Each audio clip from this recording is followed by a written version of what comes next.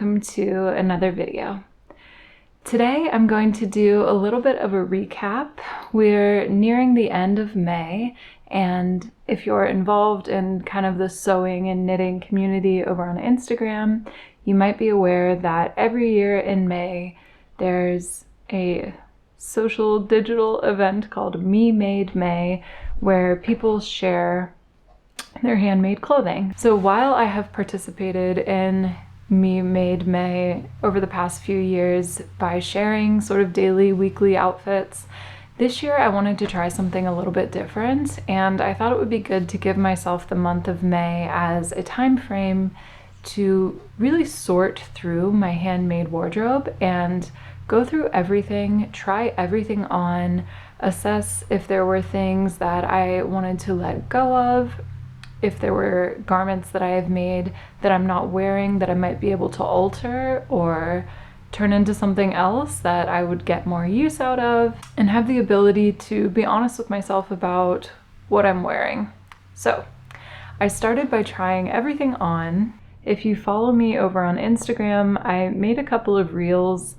I didn't show every single garment, but I did a few roundups, like trying on all of my jeans or trying on all of my sweaters, and I can link my Instagram below if you're interested in seeing those. I didn't overwhelm myself with the process. That's why I was excited about taking a whole month to do this task, because a lot of these kind of wardrobe declutter videos that you see, people take everything out and go through everything in a day's time or 2 days' time. And that's just not practical for me in this stage of my life. I just chose to kind of do it category by category. And I've learned a lot of things that I think are really helpful, and so I wanted to share those with you and kind of my takeaways from the month of Me Made May. So my criteria for garments that I wanted to let go of was mostly twofold. So it was fit, first and foremost. If the garment doesn't fit, can I alter it? Do I want to alter it? Or is it just something that I need to let go of? I'm at a point in my life where I'm not super interested in squeezing into things that are too small, and if the garment required basically taking apart and remaking and it was just way too small, that was an easy way for me to say, pass it along, somebody else can wear it, maybe I'll save it for my daughter to try, depending on what the garment is. Another thing that I noticed going through and trying everything on that is very helpful going forward, particularly in my sewing practice, also knitting, but primarily with sewing, is that I'm not wearing garments if the fabric doesn't feel good. And this isn't always how soft it is or whether or not the texture is uncomfortable, but if it just doesn't feel quality, if it feels cheap or it wrinkles really easily. There are a few exceptions, but I would say the majority of the garments that I made early in my sewing journey were made either of synthetic fibers or very, very cheap fabrics. So maybe it was a shirt I made out of quilting cotton, or pants that I made out of a cotton canvas, probably intended for like upholstery fabric or something, and I just didn't really know the difference. So fit being one large category for instant declutters, but also fabric quality and fabric feel and weight and type. And that's honestly just something that I have learned through trial and error. I didn't realize how important the fabric quality and weight was to the way that a garment washes and wears and fits. So going forward, as I try to be more intentional in my shopping and in my making, and as I said, particularly with sewing, I think that high quality fabric is very important. If I had known better at the beginning, I wouldn't have made clothing out of sheets or quilting cotton necessarily, depending on the garment and what the fabric is best suited for. A similar thing kind of revealed itself when it came to trying on all of my sweaters. The sweaters that I made out of acrylic yarn aren't really getting worn, and also I made a couple of sweaters out of 100% cotton, but it was kind of a rough textured cotton that is probably intended for something like dishcloths. I just didn't know at the beginning, and now I have a much better understanding. I did find a few pieces that I chose to make alterations to. Knitting wise, I actually decided this May to completely frog or undo an entire sweater. So there was a cardigan that I had knit, and I can put a picture here of the before. It was an Ozetta pattern, and what was keeping me from wearing it, without the button band, the edges of the cardigan kind of rolled in, and so you couldn't even see the buttonholes or the buttons unless it was completely done up. And that really bothered me. It was kind of annoying to feel the buttons that were substantial curled on the inside of the garment. I just really didn't like how it looked or felt. And so I decided to frog it, and this is the first sweater that I have completely taken apart to reuse the yarn. Okay, so the sweater that I decided to make using the yarn from the other sweater is the Ozetta Earth pullover pattern. I chose this pattern in particular because it closely resembles a sweater that I saw online from kind of like a slow fashion brand, so it was quite expensive. I think it was $300 something, and I thought I can definitely make that. So I used the Earth pullover as a base. I made a couple of small changes, the first being that the ribbing on the neck and the cuffs and the hem of the Earth pullover is I believe a 1x1 twisted rib, and I chose instead to do a 2x2 kind of standard ribbing, so knit 2 purl 2. Also for the collar, the pattern has you do a folded over collar, so you would do the ribbing and then fold it over and sew it down, so you have like a more substantial crew neck. And I decided instead just to do that knit 2 purl 2 up and then stop and bind off, so a little bit more of like a mock neck sort of. So here's how far I've gotten. A key feature of the sweater that I was inspired by is that it was kind of an off-white cream color that had just a touch of red at the neckline, and I really like that detail, so that's what I've done here. The body of the sweater is knit using Lion Brand Fisherman's wool, and the pop of red was from a skein of Hobby Friends wool that I had left over. So I've got the body done, and I have one sleeve done. You can see. You can see that, yeah. So I just did 2x2 rib at the cuff and also at the neckline and the hem. And then I'm almost done with the second sleeve. So I wanted to have this finished and blocked, be wearing it for this video, but I'm almost done. If I do manage to finish this and block it before I post the video, maybe I can put in like a little clip here, but if not, I'll show you next time. I'm almost done. And I'm really excited about this one because I think I'm going to get a lot more wear from this yarn than I was getting from that cardigan that I didn't really like the construction of. So yes, I'm very pleased with this. I think that it's a close dupe of the James Street Co. sweater that I was really inspired by. And yeah, for my first unraveling of a sweater, it was a little bit more difficult than I anticipated, but I think that's because it was a cardigan which you knit flat. I think if I were to unwind a sweater that was knit in the round, it would be a lot quicker and easier, and I do plan to do that with a couple of other sweaters.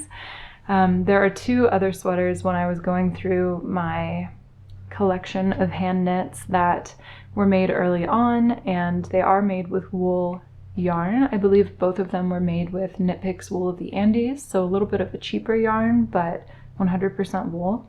And I do plan to unravel both of those sweaters and make them into something new, so maybe I can share that with you in the future. And I think it will go a lot more smoothly because they were knit in the round and not flat. Sewing wise, there were a couple of garments that I decided to make modifications to. One of them was a blue skirt. So I made a little video on Instagram of the before and after of this skirt, so I'll put those here so you can see. The pattern was the Zero Waste Gather skirt by Brigitte Helmersen from her book of Zero Waste Patterns. And the problem that I had with it was basically just the fit. It has 2 different tiers, and I found that on my body the top tier was just a little bit too long. And so it felt almost like a mermaid silhouette. Something was very off about the proportions of the tiers. So the modification that I made to fix that was just to take the waistband elastic off and crop that top tier. And then when I reattached the waistband, I actually just serged it to the top of the skirt and then folded it twice over, which shortened that top tier even a little bit more. And now I think the fit is much better. So like I said, I can put a little before and after here for you to see that. But that's something that honestly, it didn't even take an hour to do, maybe a half hour to do. And now I have a skirt that is much more wearable. I think it'll look really great with this sweater when I'm done with it. And it was just sitting in my closet, not being worn because of a simple proportional change that was really quick and easy to fix. I also found a shirt that I plan on changing a little bit. One of the first button-up shirts that I made was this white cotton Noah shirt, which is a free pattern from fabricstore.com. And it was either the first or second, maybe the second shirt that I made, and I didn't really understand the construction of a placket, you know, where it opens at the wrist. And so I kind of sewed the placket backwards and it sticks out. So my solution has been just to roll the sleeves up, but I think a better long-term solution is just to turn it into a short sleeve. So I haven't gotten to that one yet, but that is another alteration that I plan to do. And going through my wardrobe and making changes to pieces that I put so much love and effort into has been really good, and it's made me feel less wasteful. Not that when you're learning there's not going to be mistakes made. I think that was something that came up in the comments of my last video where I was talking about sewing trends that I'm kind of leaving behind, and one of those being sewing as fast fashion and just making, you know, a few different things every week and making these huge hauls of thrift flips. And I don't know,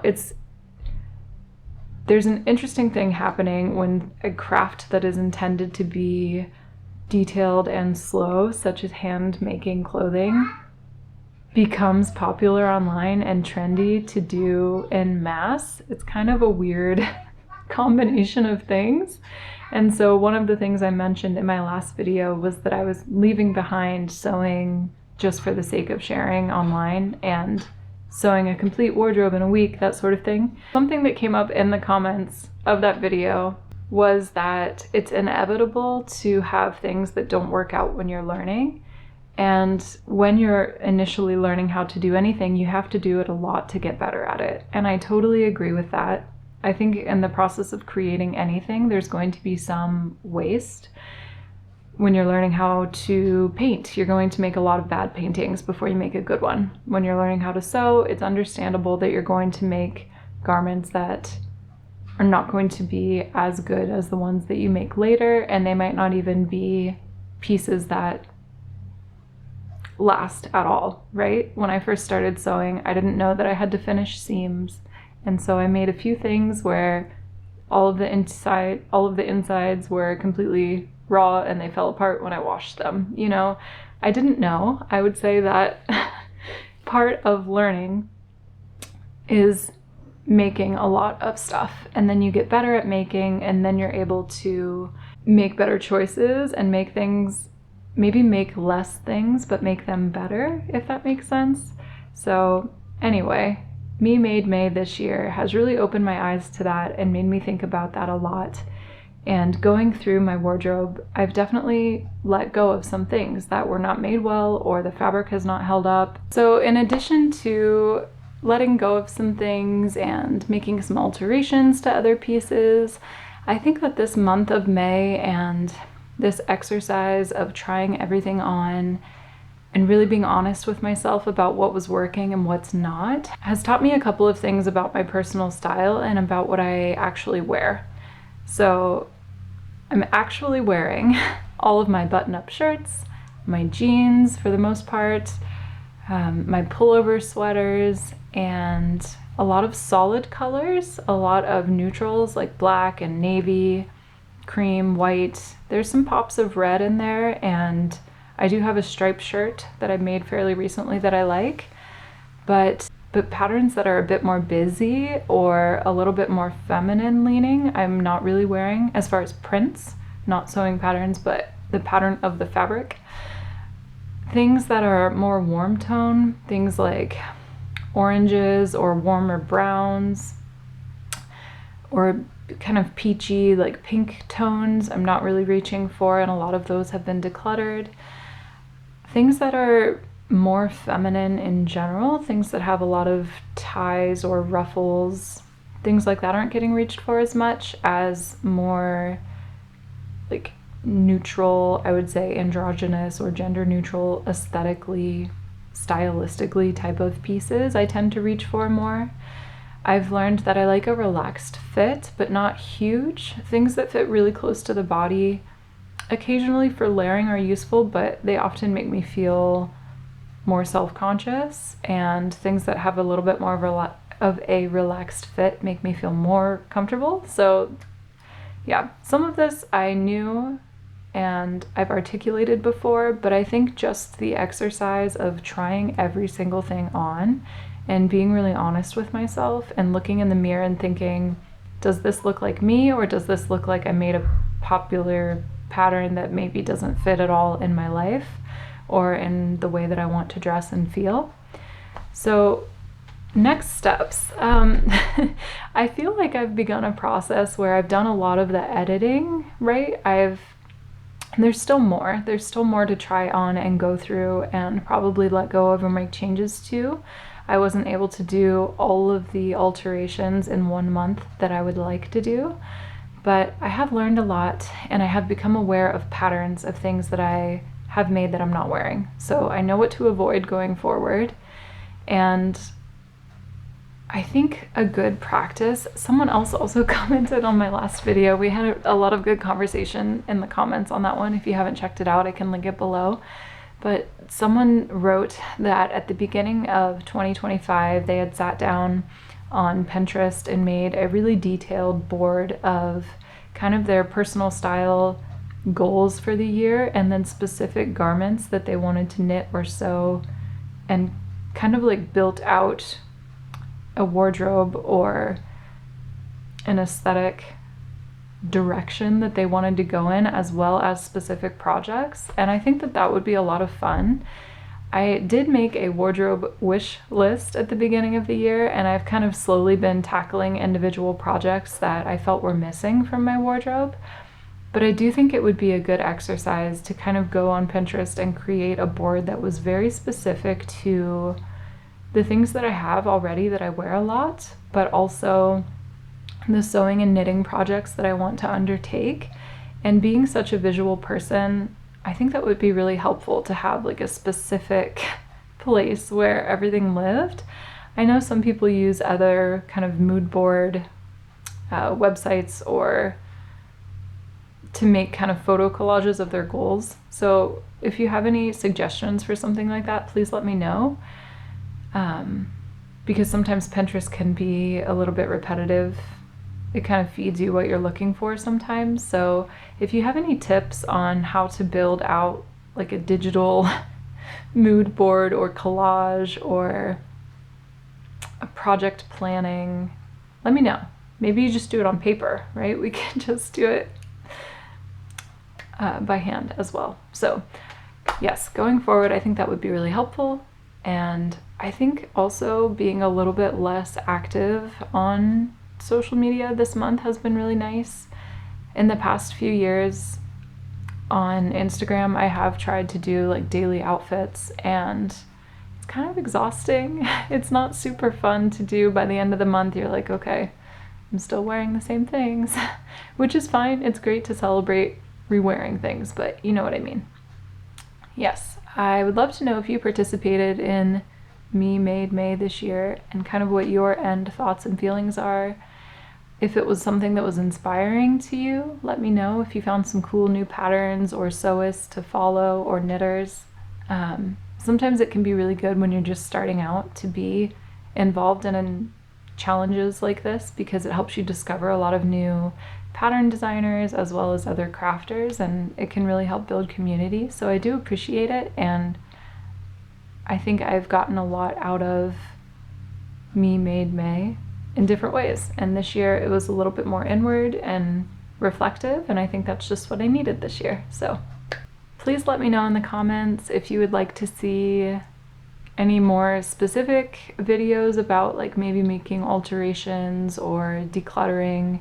If that's something that would be interesting to you, I can definitely share specifics of that sort of thing going forward. Thank you guys so much for watching. I hope that you're all doing really well, and I will chat with you in the next one very soon.